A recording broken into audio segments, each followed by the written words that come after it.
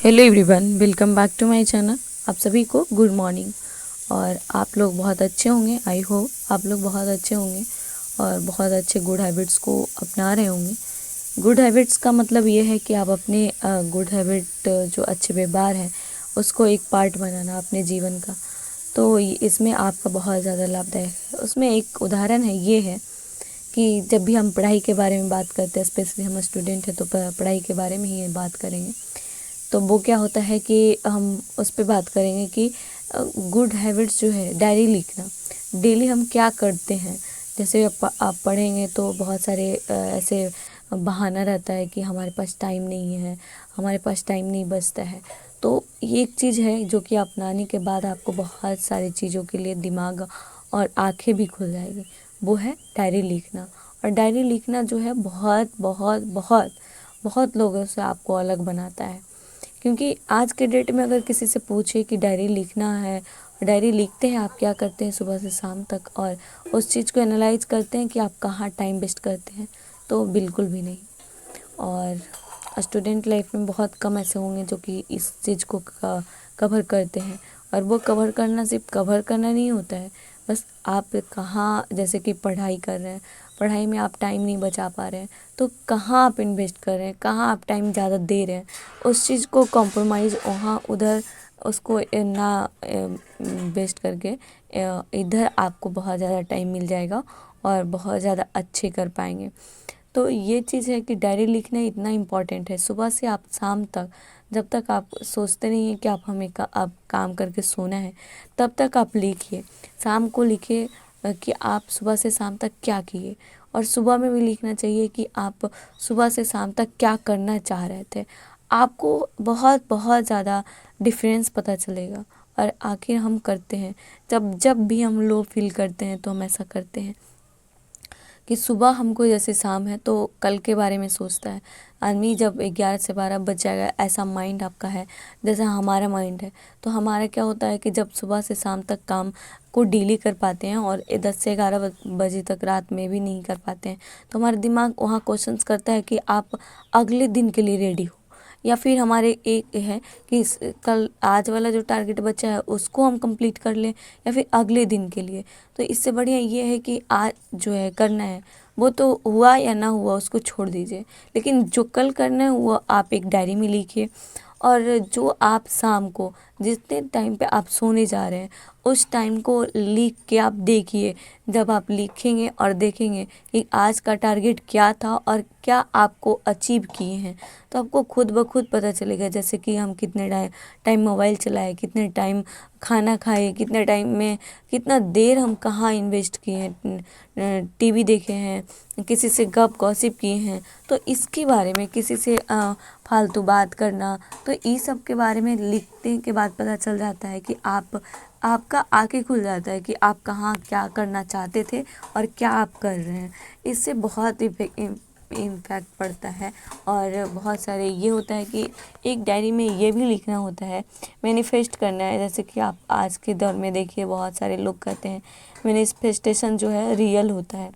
तो आपको ये भी लिखना है, आपको जो भी पद के लिए आप चाह रहे हैं कि हमको ये बनना है, वो चीज़ आप हमेशा माइंड में रखिए, हमको ये बनना है, और लिखिए अपने पेज पे।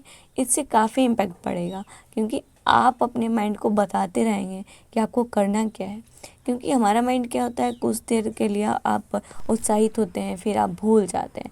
तो उस टाइम जब आप रिपीट करते हैं तो अपने माइंड को बहुत ज़्यादा रहता है कि करना है करना है। तो इस तरह से ज़रूर करना पड़ता है, और यही हमारा गुड हैबिट है। तो आज पढ़ रहे थे हम क्या कहता है रीडिंग के लिए, जो कि नॉवेल है। आप देख सकते हैं एटॉमिक हैबिट, इसको लिखे हैं जेम्स क्लियर ने। और ये बहुत अच्छा बुक है, बहुत दिखाते हैं हम आपको क्या क्या है इसमें। कि देखते हैं कि how your habit shape your identity and vice versa. तो आप देख सकते हैं यहाँ टॉपिक पढ़ना है, और यहाँ आपको बताया भी गया है 3 layer of behaviour change, outcome based habit, identity based habit. और यहाँ 3 क्या कहता है, यहाँ देख सकते हैं आप 3 first layer, second layer and third layer के बारे में बात किया गया, identity and process and outcomes. तो इसके बारे में आपको ग्राफ भी बना के बताया गया है। और आपको जब पढ़ते हैं, जब आपका ये पैराग्राफ ख़त्म होता है, आप उसमें देख सकते हैं, कहता है the goal is not read a book. हमारा गोल ये नहीं है कि एक बुक को रीड करना है, बल्कि ये है the goal is to become a reader. हमें बुक को रीड करके रीडर बनना है। The goal is not to run a marathon. हमें मैराथन को जीतना नहीं है, मैराथन में दौड़ना नहीं है, बल्कि the goal is become a runner. हमें एक रनर बनना है। The goal is not to learn an instrument, यानी कि द गोल जो है वो हमें सिर्फ इंस्ट्रूमेंट को सीखना नहीं है, बल्कि the goal to become a musician. हमें म्यूजिशियन बनना है। तो हमेशा आप अपने थॉट्स को, आप अपने बिहेव को ऐसा रखेंगे कि मतलब आप ऐसा नहीं कर सकते हैं कि हमें सिर्फ रीड करना है बुक को, नहीं, हमें एक रीडर बनना है, बल्कि एक मैराथन में दौड़ना नहीं है, बल्कि एक रनर बनना है। एक मतलब काम पे फोकस करना है, ज़्यादा से ज़्यादा मेहनत करने पे फोकस करना है।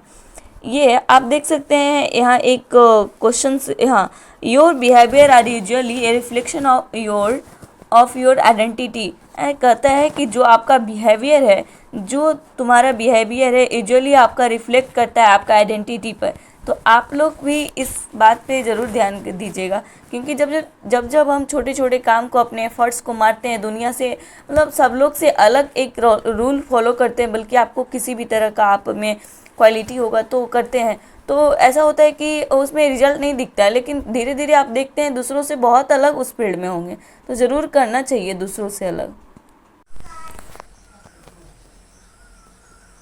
ये है हमारा गाड़ी और ये है टू व्हीलर और वह है फोर व्हीलर। सुबह सुबह है जो कि बहुत सारा क्लीनर आता है गाड़ी का, एक वो धूल वगैरह या घर में कहीं किसी ऐसा जगह पे धूल है कि बाहर निकलता नहीं है, तो उस जगह पे निकालने के लिए एक मशीन आता है, कभी हम आपको दिखाएंगे।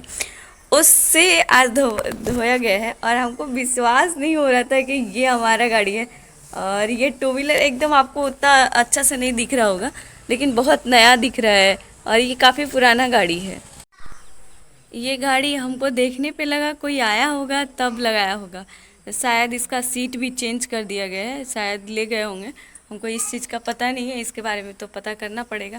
लेकिन फिर देखे बैग पुराना है, फिर देखे यूपी 53D है, तो ये सबसे हमें लगा नहीं हमारा ही है। और यहाँ पल्सर भी लिखा हुआ है, तो उससे हमको समझ में आया कि गाड़ी घर का ही है। अरे बिल्कुल भी लग नहीं रहा है कि वो नया नहीं है। कोई अगर एक बार में देखेगा वो कहेगा कि बहुत नया है, ऐसा साफ़ हो गया है, क्लीनर से बहुत अच्छा हो गया है। और गाड़ी अभी ढक दिया गया है, वो रहता तो उसको भी दिखाते।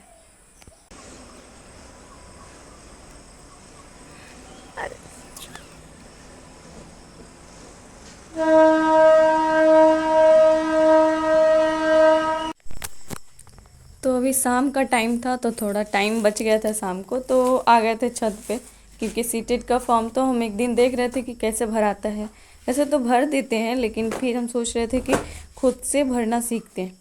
तो आ गए थे छत पे। पहले हम इसको ऑन करेंगे, क्योंकि इसी का लाइट जो है वो यही कनेक्शन जाता है हमारे कंप्यूटर्स में, और यहाँ बटन ऑन करना पड़ता है। तो हमारा लैपटॉप लाइट चला गया था उस टाइम, तो इसलिए बंद नहीं की कर पाए थे, और इसको हम यहाँ रख देते हैं। यहाँ जल्दी आते नहीं है, इसलिए जल्दी आ पाते नहीं हैं, तो कुछ साफ़ सुथरा उतना वगैरह रहता नहीं है, वैसे ढक देते हैं। तो लैपटॉप जो था वो खुला हुआ था, अब हमको इसको खोलना है। हमको तो ये नहीं समझ में आ रहा है कि हमें करना क्या होगा। वैसे तो चलाना आता है। खुल गया है, यह हमारे हस्बैंड का है। और इसमें सीटेड में जो ऑनलाइन दिखाया जाता है, यानी कि सीख रहा था कि कैसे भरना होता है। अगर वो नहीं भी भरते हैं या फिर किसी कारण बस वो अपने काम पे भी रहते हैं, तो शायद हम अपने से खुद से कर लेते हैं, तो इसलिए हम करना सोच रहे थे। फिर ये है प्रिंटर, जिसमें हम कि इसको भरने के बाद प्रिंट कर सकते हैं अपने जो भी उधर से मिलता है उसको। ये है प्रिंटर और ये है फ़ोटो के लिए, तो शायद दिखाते हैं हम आपको। ये है स्पीकर, ये है मॉनिटर, देखिए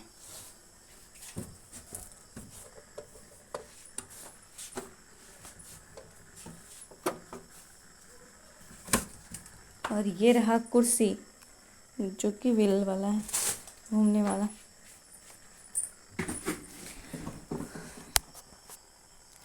देखिए यहाँ सब कुछ खुला हुआ है, देखिए यहाँ से देख सकते हैं। सीटेड के लिए हम सब कुछ किए हैं, उसको थोड़ा नेटवर्क स्लो चल रहा था, लेकिन हाँ खैर ओपन कर लेते हैं। तो हम इसी को देख रहे थे। इसमें कहीं कहीं ऑप्शंस जो है वो समझ में नहीं आ रहा था। वैसे तो पर्सनल डिटेल ही मांगा जाता है, लेकिन कहीं कहीं कोई भी ऑप्शंस था तो दो चार ऐसे थे कि जो समझ में नहीं आ रहा था। और फर्स्ट बार है तो ज़रूरी है कि दूसरे के साथ मतलब कि देख के भरना ये ज़रूरी है, क्योंकि गाइडेंस मिल जाता है तो रास्ता क्लियर हो जाता है। इसलिए तो अभी देख रहे हैं। यहाँ सीटेट को अप्लाई करने का फर्स्ट जो है वो है पहले गूगल क्रोम को खोलना, फिर सरकारी रिजल्ट को टैप करना। फिर अभी नेटवर्क थोड़ा इशू है तो थोड़ा सा टाइम लगेगा इसको खुलने में, तो तब जाके सीटेट को अप्लाई करना। यहाँ खुल चुका है और यहाँ लेके आएंगे, स्लाइड को नीचे ऊपर करेंगे और यहाँ माउस चल ही नहीं रहा है, अभी कनेक्ट नहीं है तो इसको वैसे ही छोड़ देते हैं। ये हमारा एक्सक्यूज है और इसको बहाना मार के नहीं, इसको छोड़ देते हैं वैसे ही। और ये जो अप्लाई होगा वो 10 जून तक ही होगा, यानी कि 10 दिन और भाई बच रहा है। 10 दिन नहीं, अब 8 दिन और बच रहा है, तो देखते हैं हमारा हो पाता है कि नहीं। ये हमारा खुल चुका है और ये है, आप शॉर्ट नोटिस पढ़ सकते हैं। सीटेट फरवरी नोटिफिकेशन को क्लिक करके देख सकते हैं, सीटेट ऑफिशियल वेबसाइट को देख सकते हैं, लेकिन हमें अप्लाई करना है तो अप्लाई पे जाके क्लिक करना है। इसमें क्या है कि एक है बुलेटिन जो कि आपको इसके बारे में स्टेप टू स्टेप ऑनलाइन के बारे में बताएगा, और जो कि आप डाउनलोड कर सकते हैं। दूसरा है न्यू रजिस्ट्रेशन, तीसरा है लॉगिन। तो आप पहले इस पे तो देखना है क्या है नहीं है, तो इसको हम देख चुके हैं, तो आप जाएंगे न्यू रजिस्ट्रेशन पे। और आपको इसमें ध्यान देने का बात यह है कि बहुत सारे लोग होते हैं जो कि पहले बार दे चुके होते हैं सीटेड, उनका अच्छा मार्क्स नहीं हो पाता है, तो वो सोचते हैं कि दूसरी बार भी अप्लाई करेंगे। तो वो क्या होता है कि उनको भी, जैसे कि हर एग्ज़ाम में होता है कि रजिस्ट्रेशन कर लिए तो आपको रजिस्ट्रेशन नहीं करना पड़ेगा, सिर्फ सिंपली अप्लाई करना पड़ेगा। लेकिन यहाँ वैसा नहीं है, यहाँ आपको न्यू रजिस्ट्रेशन जब भी देंगे, जब जितना बार देंगे आपको न्यू रजिस्ट्रेशन करना पड़ेगा। तो इस बात का ध्यान देना होगा थोड़ा सा, आपको इसी प्रक्रिया से आगे बढ़ना होगा। आप 1 बार 2 बार 3 बार, वैसे तो सीटेट में कोई लिमिट है नहीं कि कितने बार आप दे सकते हैं या नहीं दे सकते, आपका मर्जी है, जब मर्जी है तो दे सकते हैं। और इसमें बहुत सारे बहुत एजेज के इंसान रहते हैं, क्योंकि इसमें कोई एज वगैरह का झमेला है नहीं, तो कोई भी एज का दे सकते हैं। तो यहाँ अभी वेबसाइट ऑन हो चुका है और देखिए यहाँ ज़्यादा कुछ पूछता नहीं है, लेकिन आप नीचे जैसे जैसे जाएंगे यहाँ और यहाँ तो थोड़ा और भी प्रॉब्लम बढ़ेगा, और नीचे और जाएंगे स्लाइड करेंगे। यहाँ माउस नहीं चल रहा है तो इससे चलाना थोड़ा मुश्किल हो रहा है। और हमें DCA किए थे जब हमारी शादी नहीं हुई थी तभी, तो हमें इस बात का पता है कि हमें लैपटॉप कैसे अप्लाई करना है, माउस को कैसे संभालना है, क्या कीबोर्ड मारना है और कैसे इसको लिखना है, हर कुछ। और थोड़ा बहुत पढ़ाई भी की है तो उससे भी हो जाता है कि इतना तो समझ ही पाते हैं कि क्वेश्चंस को समझ के रीड करके आंसर कर सकते हैं, तो इससे थोड़ा हेल्पफुल है। और माउस वगैरह तो संभाल ही लेते हैं, इसलिए हम चलाना बैठ गए हैं, जो कि किसी के बिना सहारे। अभी कोई नहीं है यहाँ, देख सकते हैं, सिर्फ हम हैं अकेले, आप देख सकते हैं हम हैं और कोई नहीं है। तो हमको ऐसा लगता है कि सब लड़कियों के साथ ऐसा होना चाहिए, क्योंकि वो अपने जब करती हैं हर कोई कुछ भी काम, तो उनको लगता है कि हम भी कुछ कर सकते हैं। वैसे तो वो इतने गंदा फील करती हैं, हम बहुत सारी लड़कियों से मिले हैं और वो बहुत अच्छे अच्छे रहते हैं, बहुत अच्छे पढ़े लिखे होते हैं, पर शायद वो दूसरे काम में फंस जाती हैं या फिर नहीं अपने मन से नहीं कर पाती हैं, तो अपने मनोबल को बहुत नीचे समझती हैं। तो इसलिए ज़रूरी है कि उनको अपना अपना काम खुद से करना चाहिए, ताकि उनका मनोबल बहुत आगे बढ़े कि हम भी बहुत कुछ कर सकते हैं। तो ये ज़रूरी है। चलिए हम भरते हैं इसको, उसके बाद बताते हैं हमारा भरा है या नहीं। लिखते टाइम अगर आपको कैपिटल लेटर लिखना है ना, तो डीसीए करने में सबसे पहले आपको सिखाया जाता है कि ये देखिए ABCD आपको अल्फ़ाबेटिक नहीं लिखा मिलेगा, आपको जेड है, एक्स है, सी है, JHI ऐसे करके मिलेगा। तो आपको सबसे पहले इसके बारे में हिंदी सिखाया जाता है। तो अभी हमें कैपिटल लेटर में लिखना है, तो सबसे पहले यहाँ कंट्रोल होता है, यहाँ शिफ्ट होता है, दोनों को एक साथ दबाना होता है। कैप्स लॉक वो जानते होंगे, जब आप चलाते हैं तो आप जानेंगे कि कैप्स लॉक क्या होता है। देखिए यहाँ शिफ्ट होता है, यहाँ कैप्स लॉक होता है, दोनों के एक साथ दबाने से कैपिटल लेटर लिखता है।